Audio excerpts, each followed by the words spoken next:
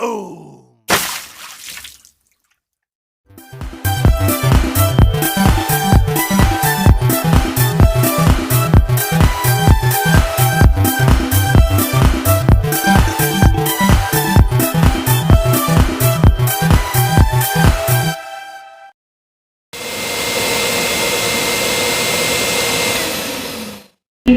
Ini lagi ya paham tentang siangnya. Saya di sini bermaksud menjelaskan laporan keuangan yang sederhana aja, simpel yang memang kita sehari-hari masih kita pergunakan dan jangan menyulitkan ya Bapak Ibu ya kalau bisa ya. Jadi malah kita berbantungan dengan yang sudah kita buat itu. Gitu. Jadi mohon maaf nanti kalau misalkan saya menjelaskan silahkan Bapak Ibu yang mau nanya nanti kalau nunggu saya selesai, lupa tadi mau nanya apa ya, jadi saya silakan aja memotong penjelasan saya kalau ada kiranya dari slide-slide yang saya sampaikan. Pandemi COVID-19 memberikan dampak yang besar atas perekonomian suatu negara.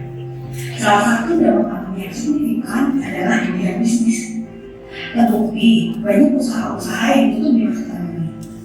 Mungkin disebabkan karena minimnya omset penjualan, langkanya bahan material, atau masalah-masalah yang dihadapi lainnya.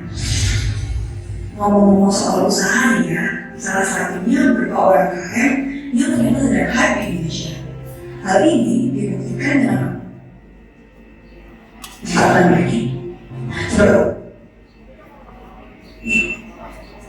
ini berbuat enak dan ngomong soal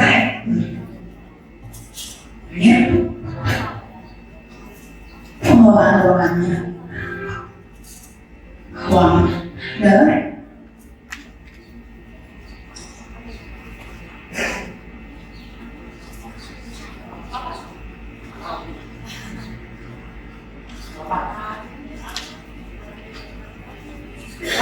soalnya ini kan Bluetooth ya, jadi kayaknya koneksinya suaranya jadi pecah-pecah gitu. Kita close saja supaya nanti nggak terlalu lama, ini waktunya jalan terus, materinya cukup padat, slide-nya juga lumayan banyak gitu. Kita langsung aja masuk ke materi. Suara saya udah cukup terdengar jelas ya Bapak Ibu?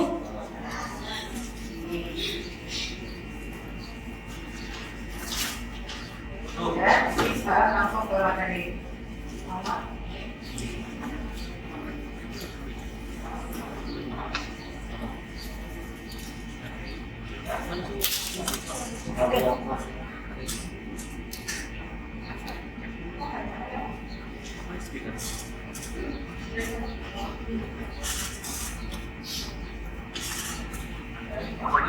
Oke, ya.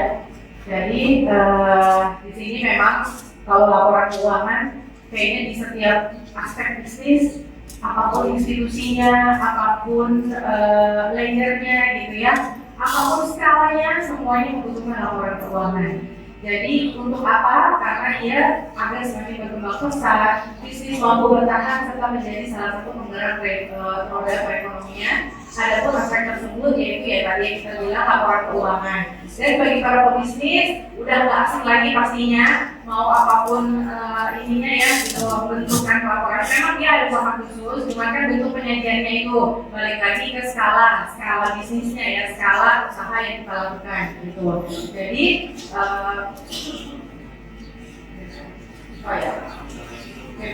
Jadi laporan tersebut merupakan salah satu poin dasar yang harus dikuasai oleh para pengusaha serta entrepreneur lainnya, yaitu entrepreneur Bapak Ibu yang hadir pada hari ini, semuanya mungkin yang mendapat materi yang sudah mendapatkan ilmu ini nanti kan bisa membagikan, share lagi ke para kerabat saudara mungkin. Jadi malah kalau kita membagi ilmunya malah makin nempel di Bapak Ibunya seperti itu ya. Oke, kita akan next slide. Di sini hari ini, pagi ini saya akan mencakup ini materi pembahasannya. Yang pertama, laporan keuangan, manfaatnya apa, karakteristiknya kayak apa sih, komponennya apa aja, terus formatnya seperti apa sih, dan yang terakhir langkah-langkah membuat laporan keuangan. Yang pertama kita masuk ke laporan keuangannya.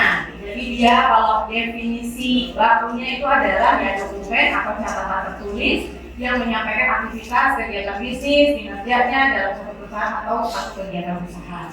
Tujuannya apa? Menyediakan informasi yang relevan. Yang relevan berarti yang sesuai adanya, yang benar-benar mencerminkan usaha Bapak Ibu semua di dalam laporan ini. Kemudian perubahan posisi keuangan, dan bermanfaat untuk pemilik usaha untuk mengambil keputusan. Manfaatnya ya, kita masuk yaitu untuk mengetahui kondisi keuangan usaha dijalankan. Jadi pertama kali kalau mungkin di sini Bapak Ibu sudah berjalan tapi belum buat, nggak apa-apa, nggak ada kata terlambat untuk merapikan, untuk membuat lebih baik lagi, untuk membuat lebih bagus lagi. Jadi kita bisa start from today, dari hari ini ke depannya sudah punya laporan keuangan, gitu ya. Jadi untuk mengetahui kondisi keuangan usaha Bapak Ibu, untuk meminimalisir resiko kerugian dan mencegah kebangkrutan. Nah, mudah-mudahan jangan sampai yang ada maju terus ya Ibu ya, nggak ada istilah bangkrut. Jadi dengan cerminan poin-poin di laporan keuangan itu ada bayangannya. Jadi Bapak Ibu, ternyata aku harus menghindari ini, aku harus menghindari itu, supaya tidak terjadi hal-hal yang buruk, gitu ya. Dan untuk menunjukkan kredibilitas perusahaan atau usaha, jadi cerminan usaha kita tuh seberapa maju, seberapa besar, begitu ya. Dokumen dasar yang penting untuk kepentingan perhitungan pajak, sudah pasti nanti dari keuntungan dan segala macam itu ada pajak, udah gampang banget dilihat dari laporan keuangan. Jadi nggak usah bongkar segala macam yang bukti-bukti itu bikin pusing, karena Ibu Bapak sudah mencatat semua dengan rapi. Gitu. Kemudian bahan pertimbangan dalam pengambilan keputusan oleh perusahaan. Jadi misalnya Bapak Ibu nanti ke depannya ternyata usaha saya dari bulan ke bulan atau nanti jadinya dari tahun ke tahun makin maju, alhamdulillah. Kemudian Bapak Ibu misalnya mau ada rencana mengajukan pinjaman. Yang pertama, atau kalau nggak mengajukan pinjaman, bermitra dengan kerabat, dengan saudara, dengan apapun, dengan mencari penanaman modal, gitu kan? Nah, yang mereka mau lihat apa? Laporan keuangan, gitu. Kalau kita misalnya punya sahabat, punya saudara ya, kalau dalam hal silaturahmi kita dekat, tapi kalau urusan bisnis tetap ya Bu ya, kita di atas bukti yang nyatanya apa, itu cerminan kita adalah laporan keuangan. Gitu.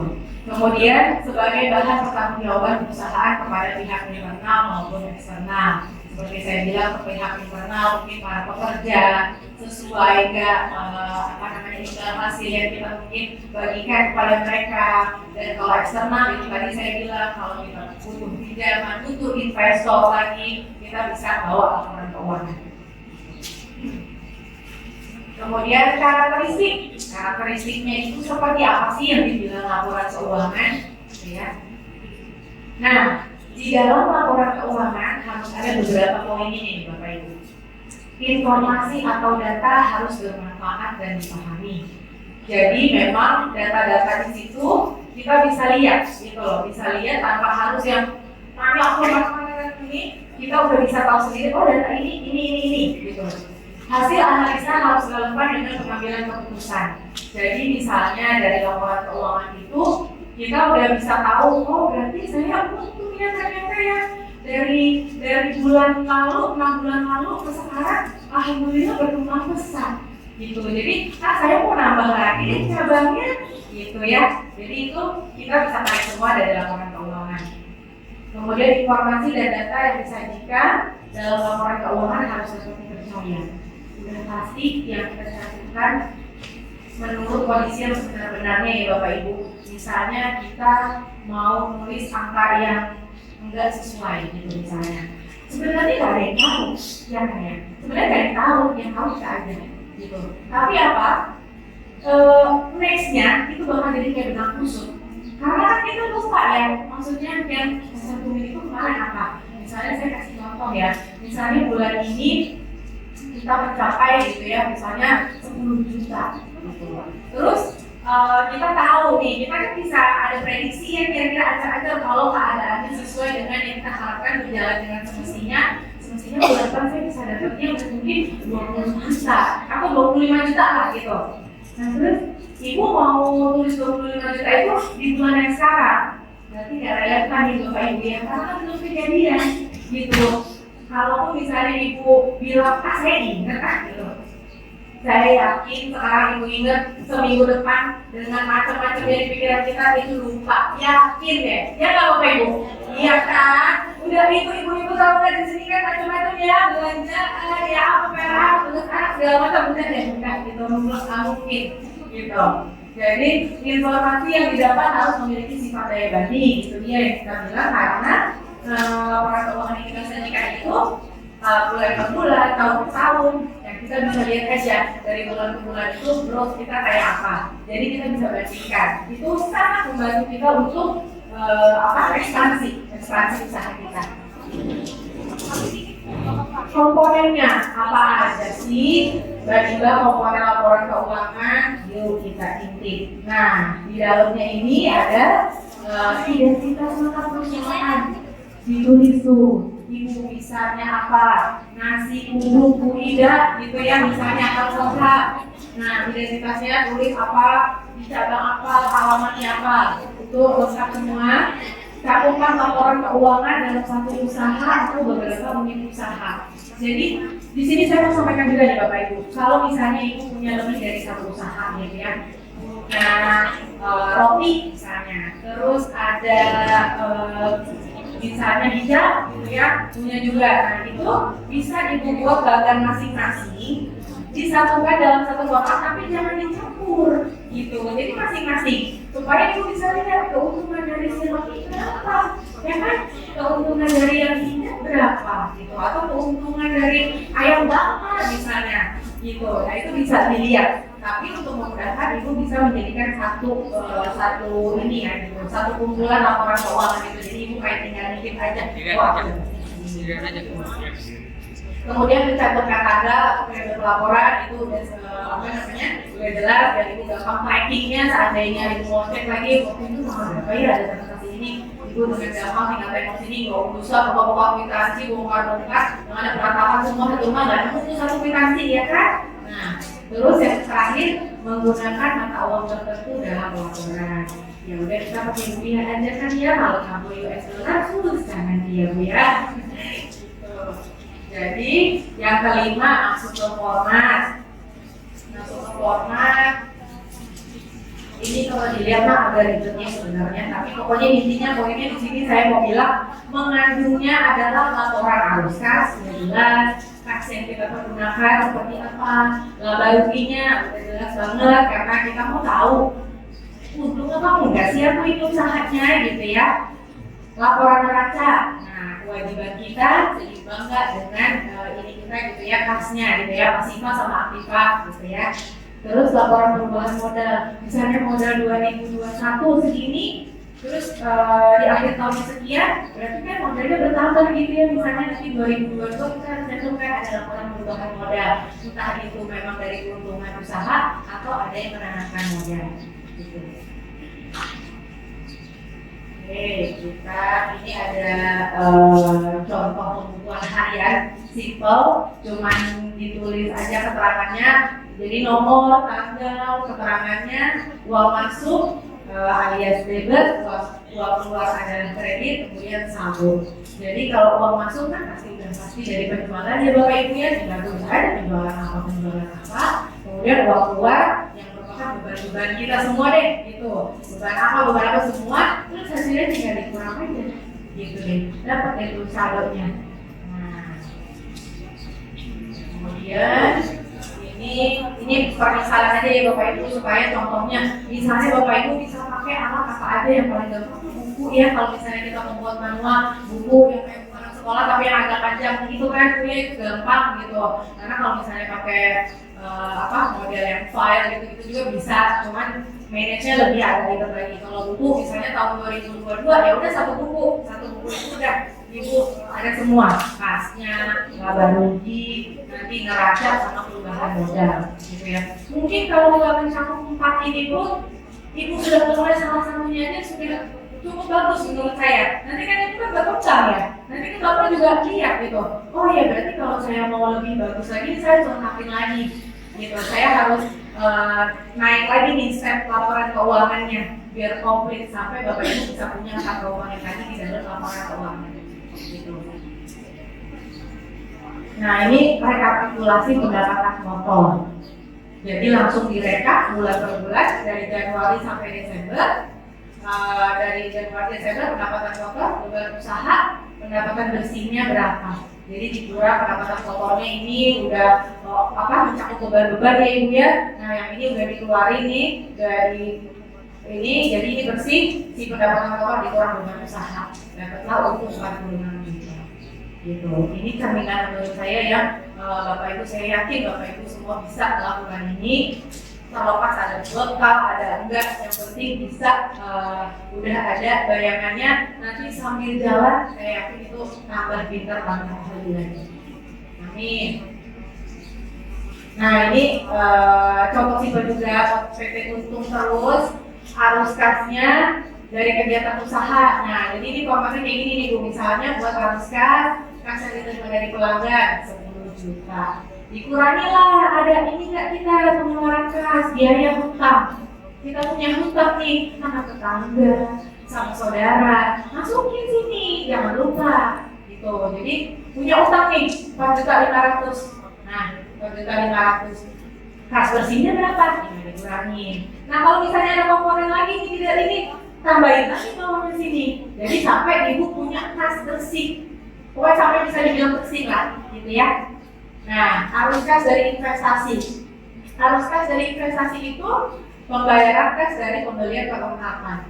Nah, di sini pembelian perlengkapan kita itu jadi investasi kita kan, ya Bapak Ibu. Makanya dia bersifat pengurang di sini.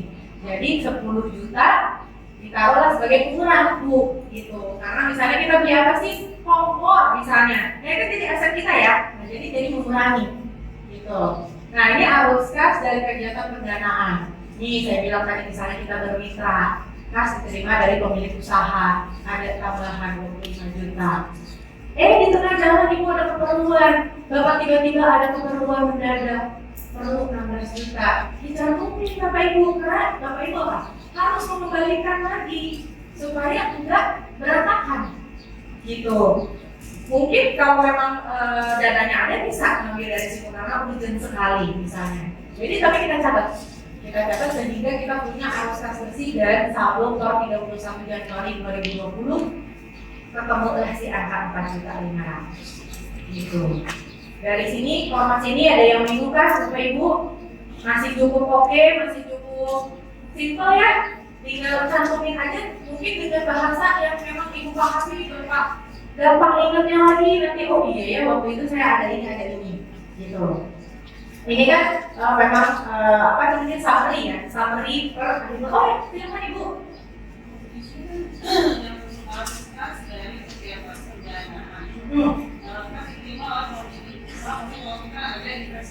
Iya betul Ibu. Iya kalau kita bermitra. River. Iya.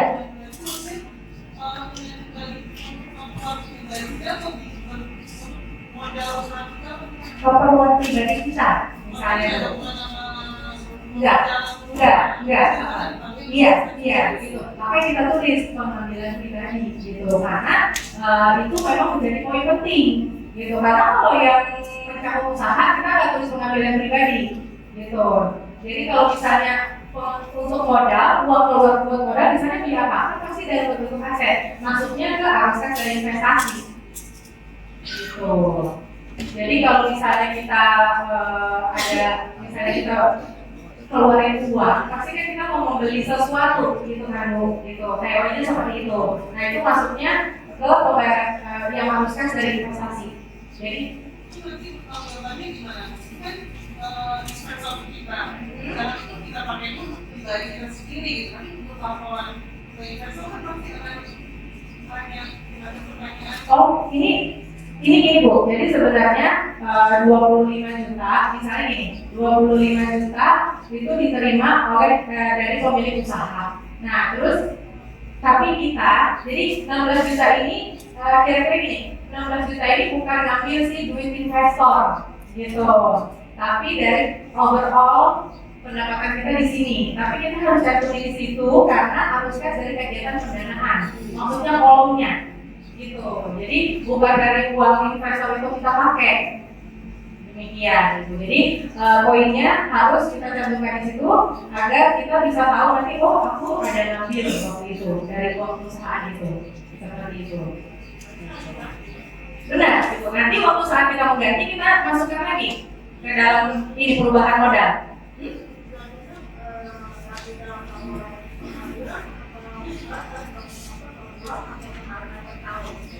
Ya tergantung kalau misalnya ibu misalnya nih yang 16 juta ini ibu balikin lagi misalnya 10 juta. Nah ibu mencantumkan di tanggal itu misalnya ya di bulan itu. Nah dengan ibu kasih catatan di bawahnya mungkin jadi sisa sekian akan dibayarkan tanggal berapa.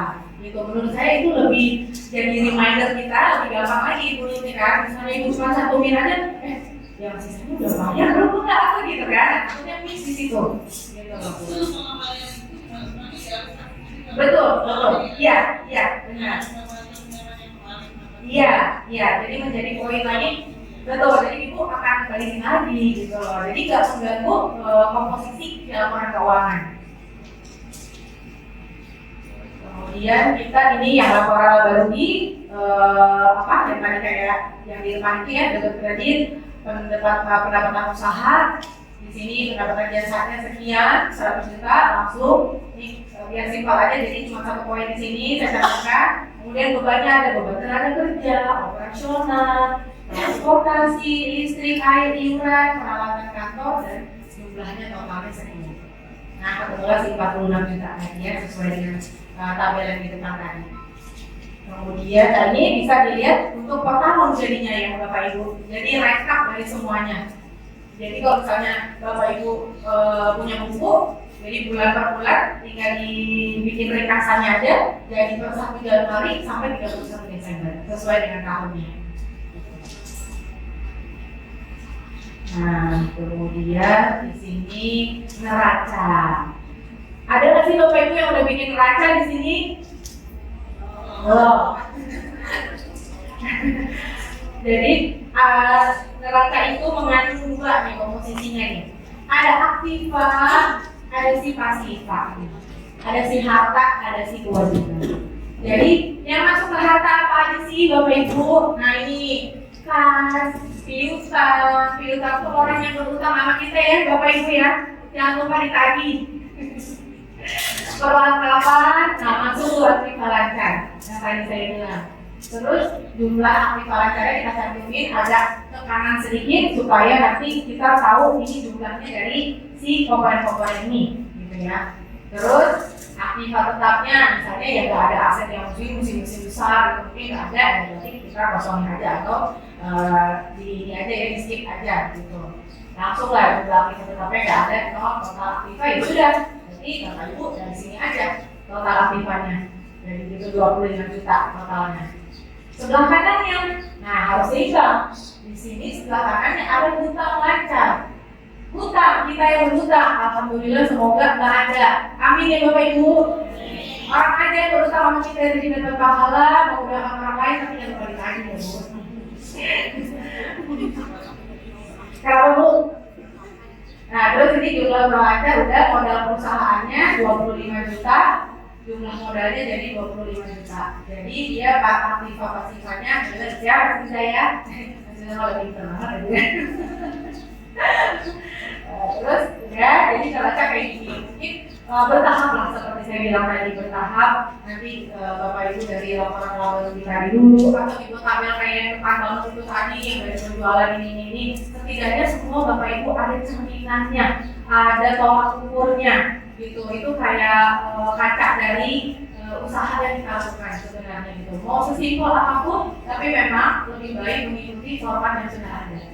Gitu karena memudahkan Bapak Ibu diikuti format tinggal masukin aja. Gitu kalau mungkin ada putra-putri yang di rumah bisa bantu tuh bikin tabelnya ya kan tuh capek ya dari sini coba si kakaknya atau si adik mungkin bisa bantuin mama sama bapaknya ya kan. Nah terus nextnya ya Bu,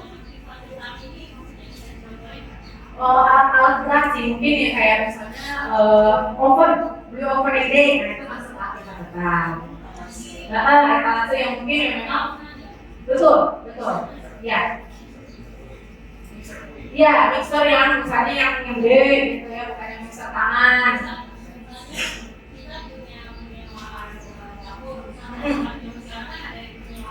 Betul.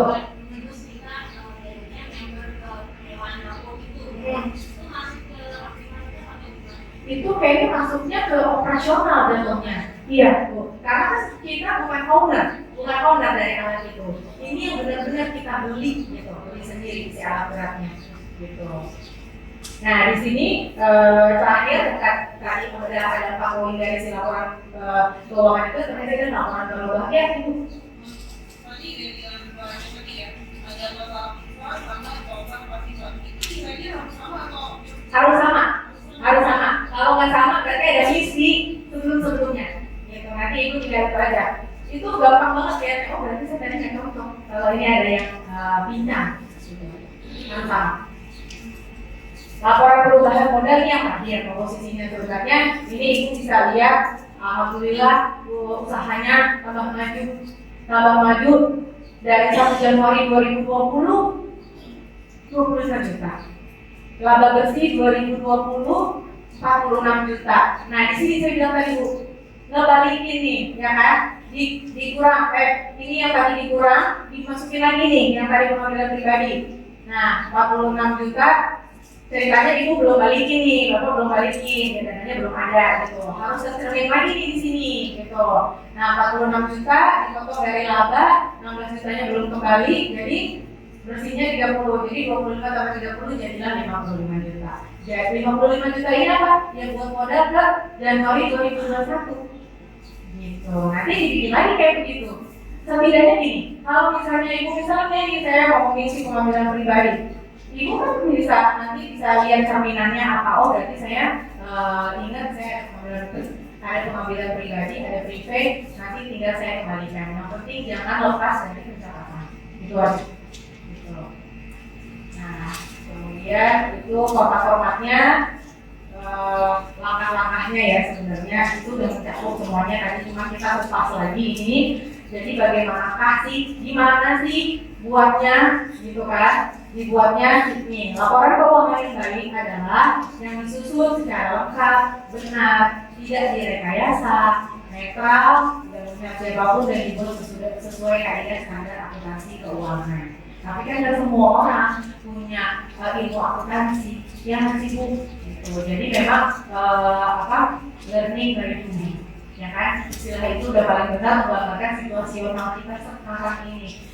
Dengan situasi yang kita bertahan, kita punya usaha dari kecil-kecilan sampai itu alhamdulillah mungkin nanti jadi besarnya Ibu ya, gitu loh. Itu semua ada memang dari kemauan Bapak Ibu di sini semua yang tidak pernah berhenti belajar. Udah itu paling benar kuncinya belajar, gitu. Nah ini langkah-langkahnya membuat laporan keuangannya, pengumpulan bukti-bukti transaksi, nanti ya kalau yang secara kita ketemu sehari-hari mungkin kita kwitansi, invoice, apapun itu, nah itu akan menjadi data, sumber data kita ke dalam buku harian dan buku catatan pembantu. Gitu. Misalnya Ibu tadi saya bilang pakai buku gitu, tapi Ibu punya contekan kecil lagi, nah itu bebas. Silakan yang memudahkan Ibu untuk ngambil data ke si jurnal besar tadi itu, gitu, yang si buku besar tadi itu.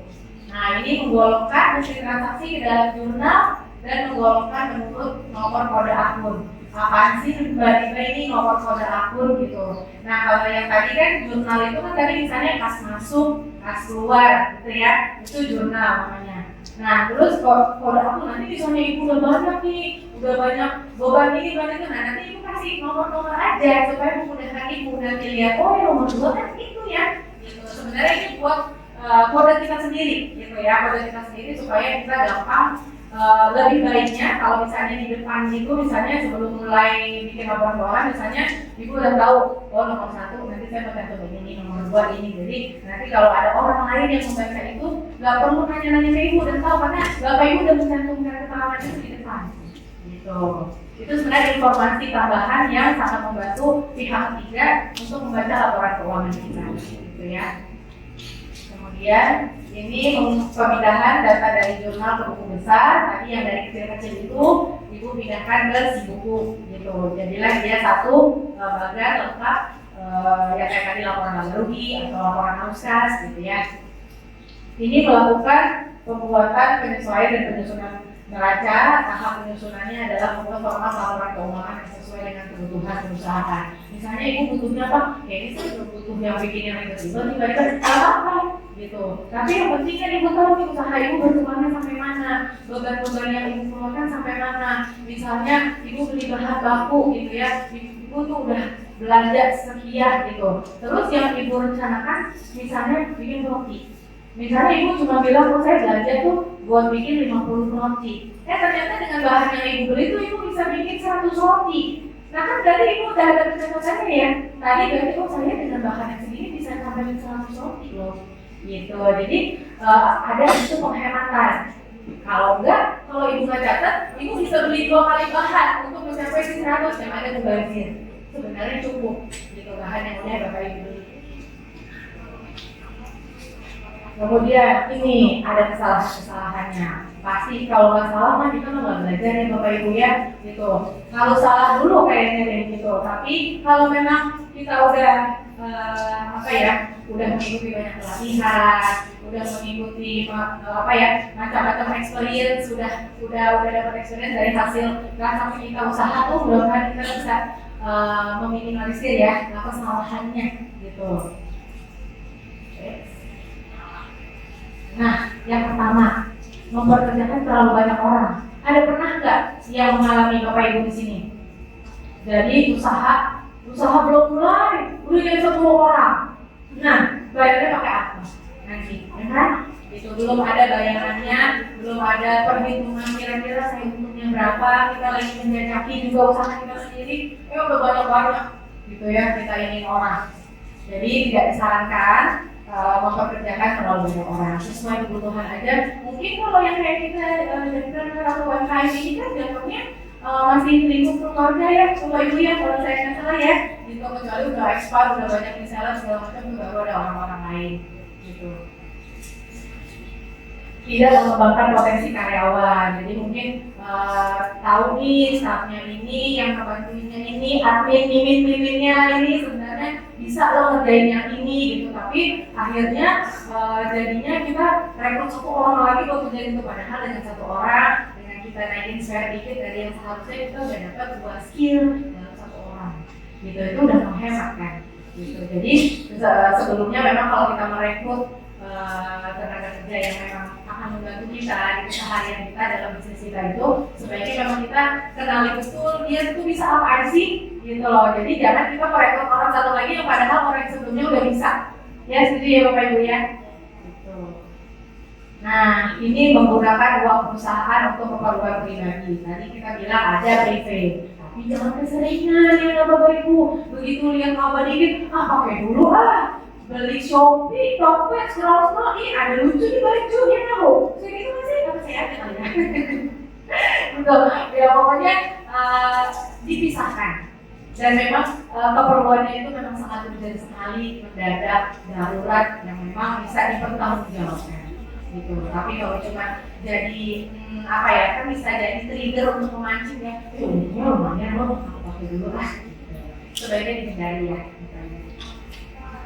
Kemudian tidak memiliki kas yang cukup. Nah ini misalnya kasnya terbatas, modalnya terbatas, tapi langsung pengennya akibatnya keteteran di mana? Nanti nggak bisa beli hutang, jadi nanti ada hutang-hutang bilang orang harus kas saja.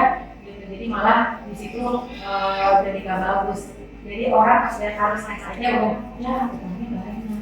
Gitu. Jadi dia tidak bisa manage dengan baik, flow-nya harus uangnya di dalam usaha itu. Kemudian tidak memiliki pembukuan secara detail. Tadi saya bilang kalau itu misalnya udah mulai, misalnya ini bulan apa sih? Bulan Juli ya. Nah misalnya nih katakannya nanti Agustus deh baru mulai buat. Ya udah, insya Allah ibu komitmen tuh buat terus. Jangan bolong-bolong, nanti susah lihatnya deh. Bulan September nggak bikin, mager, males gerak, gitu ya bapak ibu. Jangan.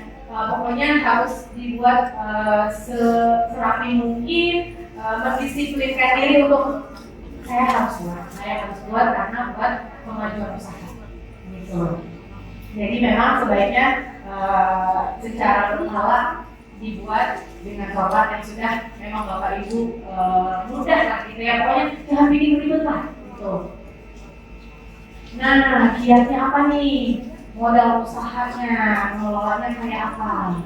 Fokus pada satu bisnis. Bapak Ibu di sini ada yang punya lebih dari satu bisnis? Jualannya lebih dari satu? Wih, Masya Allah, keren banget ya. Luar biasa, nanti bisa mencoba juga, mungkin yang udah besar, yang baru mulai bisa mencoba juga, nanti bisa sharing-sharing ilmu, karena memang dari situlah kita bisa dapat insight-insight ya Bapak Ibu ya. Kalau udah terjun ke lapangan, rasanya kalau cuma ngomong doang tuh nggak ini deh, nggak tahu keadaannya kan. Tahu itu yang udah jalan ini benar ya Ibu ya, gitu. Apalagi mungkin jualannya sama. Nah, jualan sama tuh bukan berarti saingan, tapi mana-mana aja tergantung cara kita ini, gitu loh. Tergantung cara kita mempresentnya. Contohnya kayak MLM gitu ya, MLM kan barangnya sama, tinggal dia cara menjualnya kan. Rajin nggak posting di sosmed gitu kan, tampil aja dulu di story biar orang lihat dia lagi karena apa? Dia nggak bisa berubah produk kalau MLM. Dia udah default, udah dari sananya, dari sononya udah begitu, nggak bisa dicari-cari lagi, nggak bisa ditulisan lagi. Yang penting dia menjualnya aja. Nah, itu sama sebenarnya ya Bu ya. Misalnya Ibu jualan kue lemper, si Ibu sebelah juga orang tuh kue lemper, tapi kan beda, tangannya beda, ya cara jualannya beda, networknya beda, gitu loh.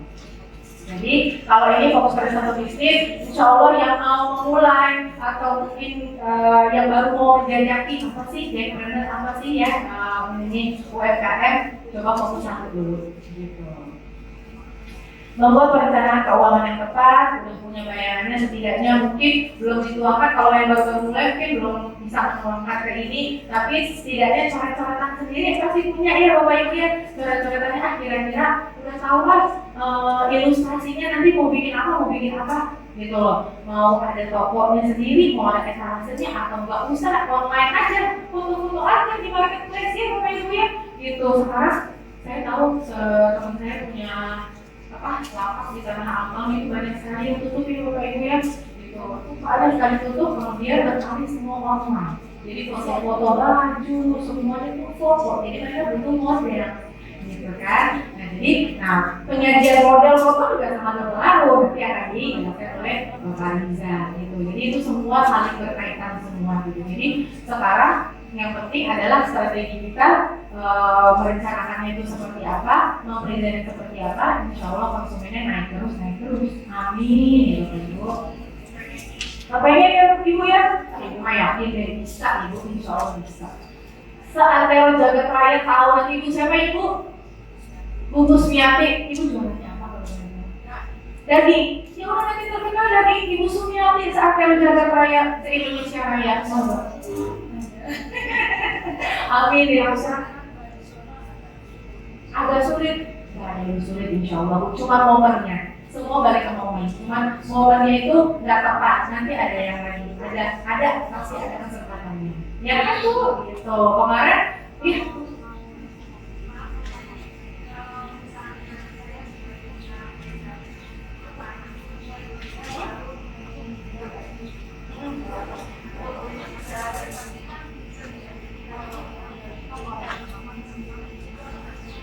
benar, jadi sebaiknya karena kan biasanya kan logo makanan itu kan ada yang mencirikan makanan, ke fashion lain lagi. Tapi nanti itu satu sosial media kah, atau misalnya ada satu wadah yang orang tahu itu punya Ibu semua. Jadi itu pakai sosial media kalau saran saya. Sekarang itu pakai sosial media, marketplace. Jadi misalnya Ibu gini. Boleh Ibu bisa Instagram si kuliner sama Instagram baju, bisa gabung. Karena gini, menurut saya orang nanti kalau scroll bingung ada baju ada makanan. Nah, jadi cara saya begini bisa ya Ibu ya. Tapi di Instagram Ibu pribadi, Ibu bilang owner dari ini. Nah, jadi setidaknya tahu. Nah, terus di Instagramnya si baju sama kuliner, Ibu cantum itu dari Instagram Ibu pribadi. Jadi orang tuh akan tahu dengan sendirinya. Yang punya Ibu satu. Kalau bikin PT, kayaknya PT-nya bisa satu.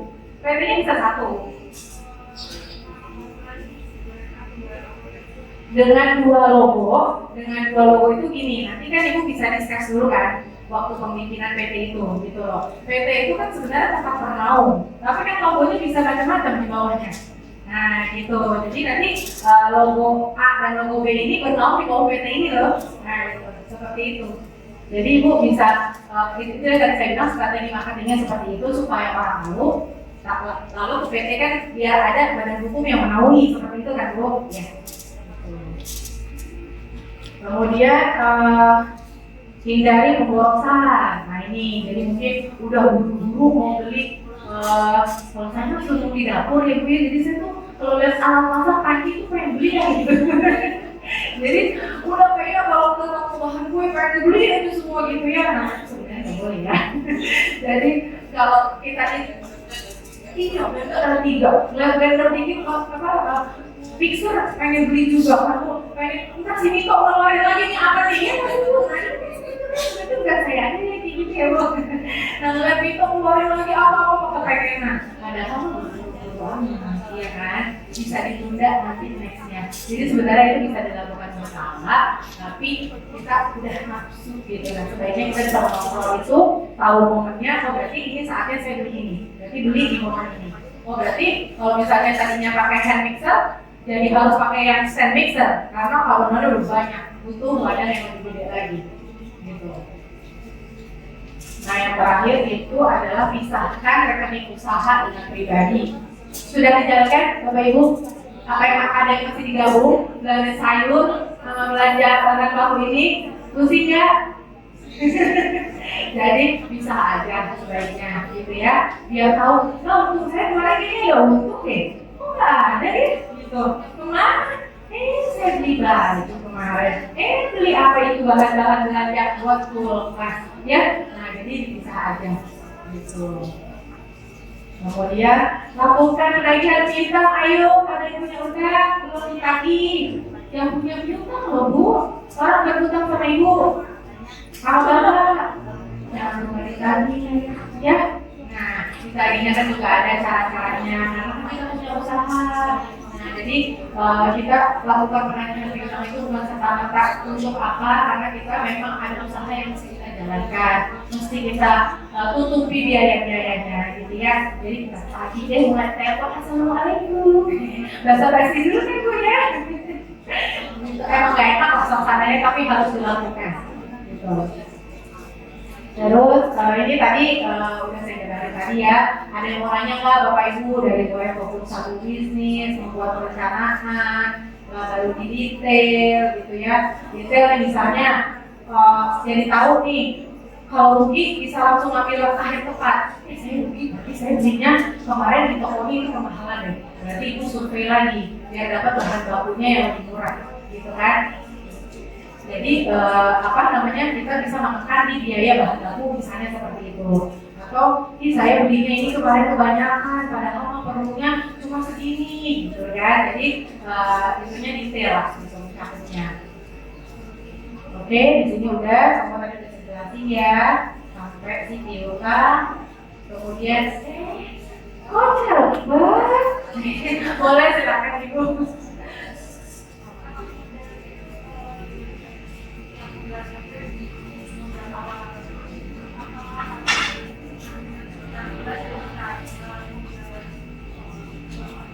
Sebenarnya boleh sih bu. Jadi sebenarnya itu buat memudahkan ibu nanti pas akhir tahun aja, tinggal ibu slide aja itu kita baik semua gitu. Cuman jadi ibu nggak repot-repot lagi lihat dari awal kan, ibu langsung tahu aja model Januari, Februari, dengan itu. Boleh bu. Jadi penyajiannya balik lagi ke ibu semua, tapi menurut saya memang kalau bisa dibuat dari ibu aja yang penting. Ibu tuh kata ini kok tulisannya baru yang paham ibu aja kayak dokter, terus pas dilihat orang, masya Allah gimana gitu kan, mau pakai kata pembesaran juga nggak bisa belajar. Jadi baiknya memang yang orang lain mungkin kalau memang di situ ada yang tidak dipahami, di bawahnya dikasih keterangan. Oh rahasia memang misalnya agak panjang gitu ya, tapi di situ jangan kepanjangan di kolom-kolom itu supaya gampang gitu, supaya nggak apa ya. kusut gitu melihatnya, jadi bersih gitu, poin-poinnya aja. Mungkin nanti kalau ibu mau nambahin di lembar berikutnya atau apa dikasih keterangan aja gitu. Nah ini ada sedikit lah quotes ya, orang yang meraih kesuksesan tidaklah dari mereka yang pintar dan berpendidikan, akan tetapi orang yang meraih kesuksesan adalah orang yang gigih dan pantang menyerah. Saya yakin di sini Bapak Ibu nggak akan di sini kalau pantang menyerah, ya kan? Ya, insya Allah makin maju berkembang semua orang tahu. Saya dengar dari saksi saya ini pertama kali saya ada di sini. Sebelumnya di Duren Sawit saya amazed ini full begini, Duren Sawit separohnya. Dan Bapak Ibu aktif banget di sana yang kayak gitu kan, tapi ya maksudnya mungkin di sana juga belum aja kayak Pulau Gadung, luar biasa. Tempatnya lebih kecil, malah lebih gede yang si Duren Sawit ya, tapi udah separohnya. Sedih aku tuh menangis di pojokan ya kan gitu. Jadi luar biasa, ini penuh, masya Allah banget, alhamdulillah. Semoga apa yang saya sampaikan di hari ini mungkin kalau ibu boleh ya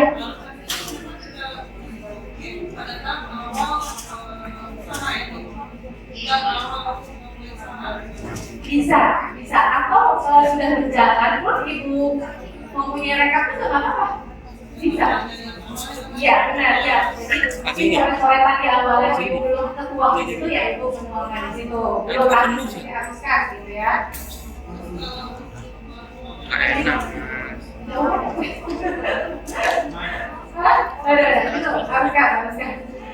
Haruskan titik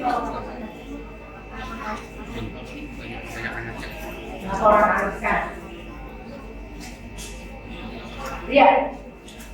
Ya, misalnya ini mau Januari, jadi misalnya untuk di bulan itu, misalnya ibu mau buat bulan Agustus depan, nggak bisa.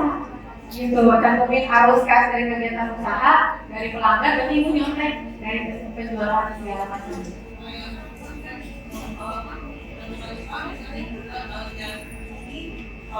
Ya.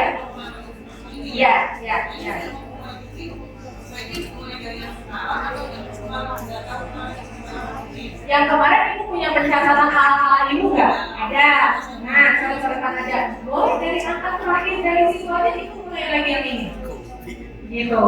Atau kalau misalnya gini, ibu ruwet kan mbak, mending saya mulai dari yang baru aja biar rapi. Boleh. Nanti ibu lampirkan aja yang sebelumnya. Gitu loh.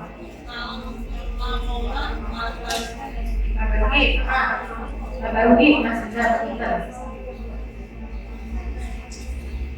Baru rugi tadi yang pertama apa ya? Nah ini ya.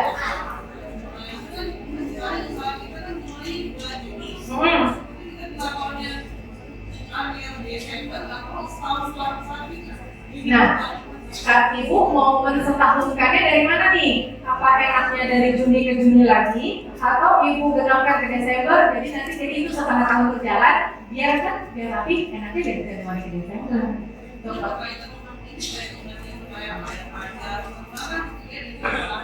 Iya. Nah, jadi kan kalau misalnya ibu buat laporan yang udah persetahunan dari Januari Desember, ya orang pajaknya bisa lihat, oh berarti growth-nya ibu 6 bulan proporsional itu kan diambil proporsional. Gitu. Tapi nanti misalnya dia bilang kan ibu udah dari kapan nih berjalannya gitu. Nah, ibu punya catatan kan keuntungan dari yang udah berjalan ini nanti mulainya dari Januari aja gitu. Kenapa?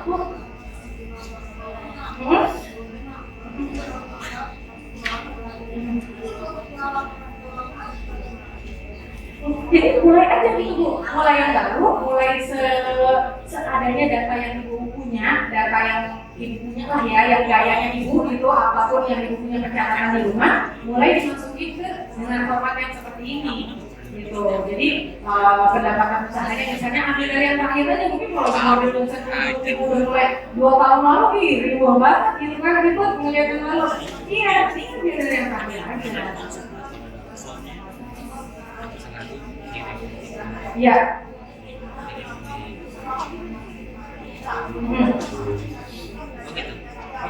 Iya, jadi beban. Jadi kan ibu belanja mengeluarkan kan. Ya, jadi ibu langsung kalau saya bilang memang yang paling mudah itu tanggal 1 tiap awal bulan, ya kan. Jadi pas tanggal 30 atau 31-nya ibu langsung mereka kwitansi itu jadi satu. Kalau saya tuh suka saya masukin zipper lock gitu yang ada di toko-toko buku tuh ya Bu ya, semua di situ. Atau nggak ya dikeluarin masukin binder, tapi memang udah kayak orang kantoran kalau binder itu jadi makan tempat. Udah saya masukin aja ke zipper itu supaya udah nggak kena apa namanya terlindung dari basah, dari kotoran. Dan kita juga punya filenya gitu. Udah dikeluarkan ke situ. Nggak masalah, nggak masalah Bu.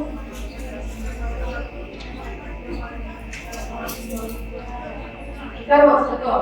Jadi misalnya ini kan udah pertengahan tahun lah ya Bu ya, mau mulai, maksudnya gini, kalau Ibu mau mulai belajar dulu kan bisa, Ibu mulai saya mau nyusun kayak yang tadi belajar itu gimana. Nah Ibu misalnya mau mulai Januari 2023, nggak apa-apa juga, cuma maksud saya mulai dipraktekkan. Kalau nggak mau Pak, saya yakin besok juga udah mengawal-ngawal gitu, udah agak bener-bener kan sih Bu gitu. Kalau nggak dipraktekin ya saya pengalaman sendiri, pasti semangatnya pas kita lagi nerima ilmunya gitu ya, bisa gitu. Tapi karena udah mudah lupa gitu, karena kesibukan, karena beban yang kita lakukan banyak ya Ibu ya, seperti itu. Jadi saya minta Bapak Ibu kalau memang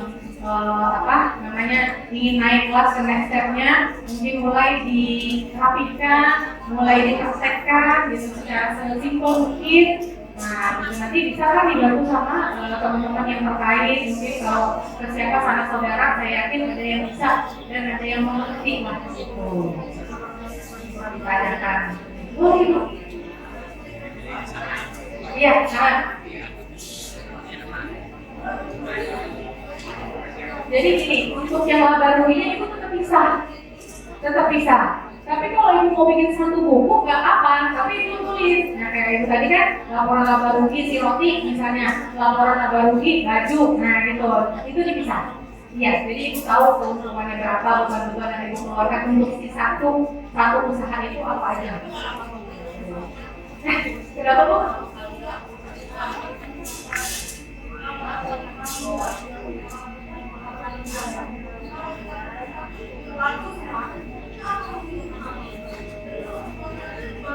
Iya, benar.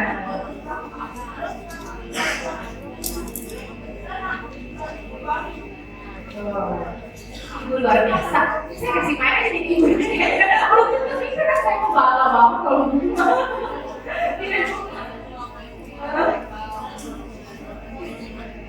Iya.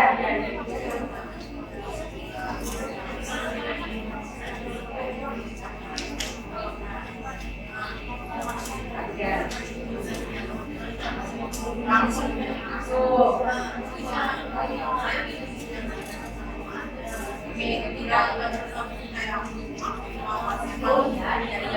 Jadi bisa berangkat dari situ sih Bu. Betul. Iya, jadi ini contekannya Ibu tetap ada, nggak apa-apa kalau model apa ya, bilangnya model konvensional Ibu, susah dibuat, membuat perhiasan itu kan susah, sesuatu yang udah memudahkan kita sehari-hari, nggak usah Ibu buat karena saya langsung bikin ini format, enggak, ini sebagai pendamping, penguat aja, dan memajukan usaha, gitu ya, kalau mau naik ke next step-nya, seperti itu. Jadi apapun saya yakin Bapak Ibu udah punya catatan, udah punya ininya. PPH kayak dia contekan atau catatan orang-orang lah ceritanya gitu, seperti itu. Ada lagi Bapak Ibu, ini catatannya luar biasa, keren sebelum lagi. Iya boleh Bapak, ada Bapak apa yang nanya gitu kan?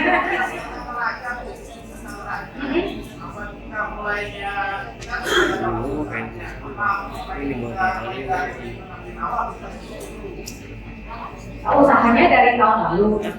Udah berjalan 1 tahun nggak Pak? Udah. Terus?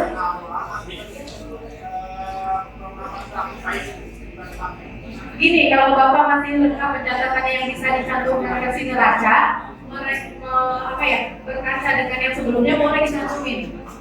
Gitu. Tapi kalau misalnya Bapak mau mulai untuk next step yang tadi saya bilang, mulai dari yang baru aja.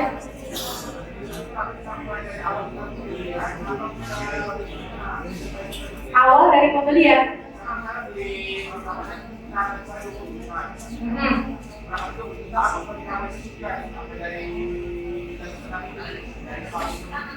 Oh iya penyusutan aset gitu ya Pak ya.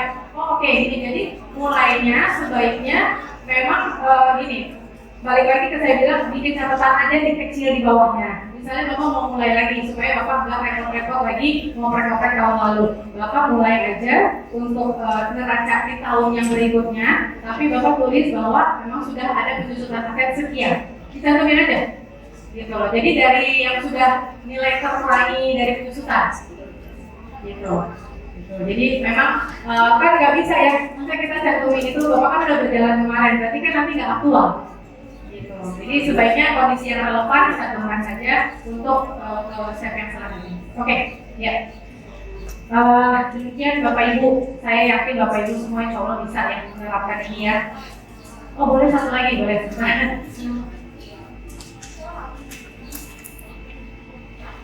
Katanya bisa, ya.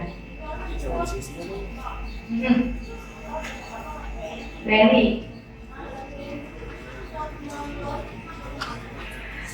kalau saya 15 kali berangkat dalam satu bab ibu punya lebih dari satu ibu bisa punya 5 rekening di BNI bisa saya punya 5 rekening di BNI iya kan ibu gini, kalau misalnya mau dikasih nama kalau misalnya masih nama pribadi, sebaiknya memang kita yang tahu badan nomor rekening sebenarnya. Tapi kalau ada udah badan usaha kayak ibu tadi mau PT, berarti kan dia udah rekeningnya bentuknya giro, gitu. Tapi kalau memang masih kita usaha pribadi atau perorangan, berarti kita tabungan aja. Berarti tabungan ibu pakai nomor rekening yang berbeda, tapi masih nama ibu. Kalau ibu mau pakai nama orang lain, misalnya nama anggota keluarga yang lain, gitu. Kan kita nggak kalinya gitu. Misalnya nama ibu siapa kita mau? Ibu Yuke. Nah, masa Yuke 1, Yuke 2, nah pasti ada miss nanti di satu saat lagi misalnya lagi ribut, takutnya salah. Mendingan saran saya dibedain pakai nama anggota keluarga lain atau memang nama yang ini, tapi perorangan juga maksud saya. Kalau belum ada beda usaha nggak bisa berbiro. Gitu. Terima kasih Bu. Jadi demikian ya Bu. Lagi loh. Ini harus.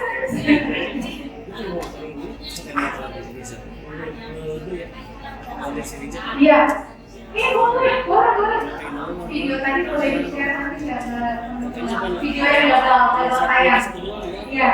Nanti sudah saya simpan nih kalau misalnya masih bisa ya. Di akhir aja, dari aja gitu. Ya udah, jadi saya tutup, saya mohon maaf apabila ada kesalahan dalam penyampaian, dalam informasi saya mungkin ada kurang-kurangnya juga. Saya mudah-mudahan saya bisa membantu lah gitu ya, bermanfaat dan membawa keberkahan buat Bapak Ibu semua, makin maju, sukses semuanya. Insya Allah, Jampreneur Pulau Gadung tadi apa? Pasti sukses. Sekali lagi, Jampreneur Pulau Gadung pasti sukses. Ya, terima kasih. Assalamualaikum warahmatullahi wabarakatuh. Luar biasa. Terima kasih. Jadi Bapak Ibu sekarang sudah tahu ya manfaat laporan keuangan. Tahu ya. Paling tidak namanya catatan keuangan. Cara gampangnya kalau laporan kan Bapak mesti lapor gitu. Catatan. Jadi minimal tadi Bapak Ibu tahu bagaimana usaha itu harus dicatat. Pertama apa? Transaksi apa? Arus kas. Jadi arus kas itu dari berjalan. Arus. Jadi keluar masuknya uang harus dicatat. Jadi udah paham semua ya Bapak Ibu ya. Mana yang dicatat, mana yang enggak. Jangan sampai ya Bu, ya jangan sampai Ibu misalnya nih Ibu belanja buat makan siang sendiri dicatat sebagai pengeluaran ya harus dipisahin ya. Kalau memang urusannya buat pribadi ada catatannya nggak apa-apa, jadi dicatat tapi bukan sebagai biaya tapi buat pengeluaran pribadi.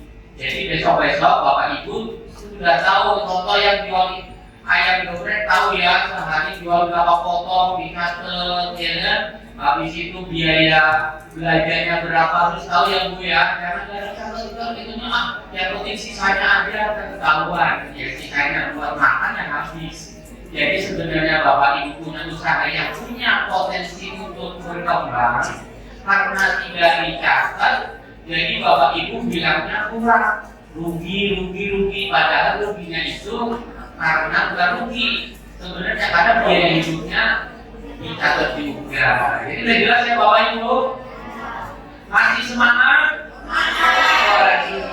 Senangnya masih ada? Masih ya, luar biasa. Ternyata apa-apa kalau bagian habis nggak apa-apa, tapi sampahnya tidak tolong nanti ditaruh di belakangnya dulu. Iya. Untuk selanjutnya, untuk mempersingkat waktu, kami ada sosialisasi BPJS Tenaga Kerja karena sebagai pelaku usaha kecil menengah ini tentunya punya potensi mengalami sesuatu yang tidak diinginkan, namun dengan adanya BPJS Tenaga Kerja paling tidak sedikit mengurangi yang seharusnya bisa kita kurangi.